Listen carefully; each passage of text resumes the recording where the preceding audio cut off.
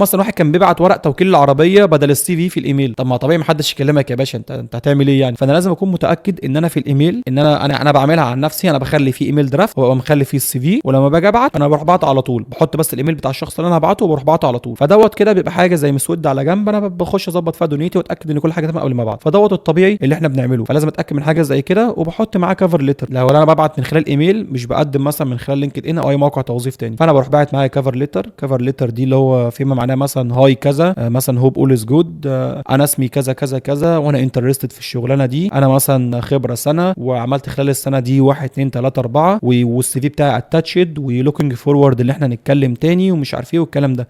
مسج حلوه كام سطر كده بس اللي هو ايه. المفروض طيب ان ابين انا له. فيها مثلا اقول الاماكن اللي انا كنت نزلت او اشتغلت فيها لا هو كده كده هو هيبص في السي في على حاجه زي كده، بس ده بيبقى افضل من ان انا ابعت الايميل فاضي.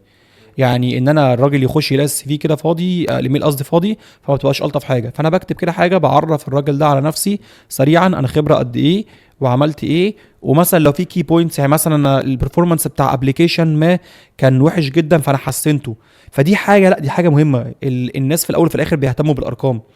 فان انا مثلا اقول ان انا كان في حاجه مثلا فيديو ريندرنج على سبيل المثال بيحصل في 4 دقائق، انا خليته يحصل في دقيقتين، فانا قللت التايم والكوست 50%، وده حسن اليوزر اكسبيرينس وخلى عندنا اكس اماونت اوف يوزرز معينين. الحاجات دي بتعجب الناس اللي بتتفرج، بتعجب الناس اللي بيقرا الكفر ليتر، فده بيشده فبيخليه يهتم اكتر بحاجه زي دي. طب احنا عملنا كل ده تمام وكل ده حلو.